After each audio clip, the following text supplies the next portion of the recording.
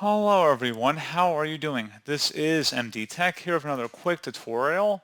In today's tutorial, I'm going to show you guys how to attach and send a folder through Yahoo Mail. So this should hopefully be a pretty straightforward process, guys, and without further ado, let's go ahead and jump right into it. So first thing I want to point out is that you are limited to 25 megabytes in size for attachments per email in Yahoo Mail.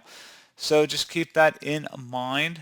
However, for the folder, we're going to have to compress it regardless in order to send it as a single attachment.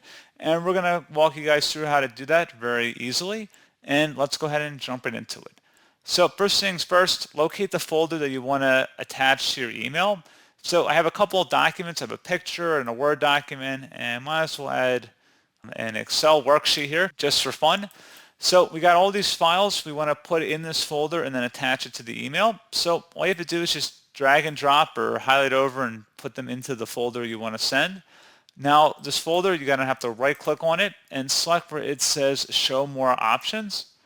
Select where it says send to, and then select compressed zipped folder. And now you can name this folder wherever you want. I'm not very creative, so I'm just going to call it a new folder here.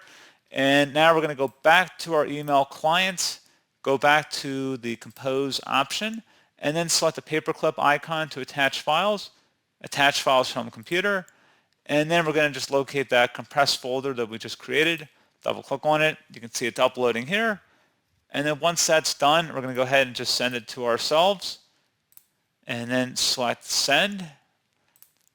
Again, you can send it to anyone. I'm just giving you guys a demonstration of attaching a folder to an email.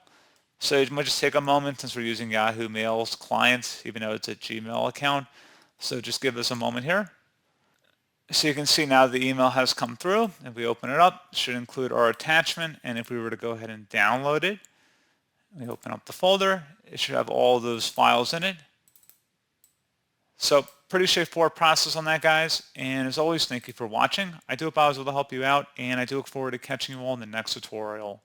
Goodbye.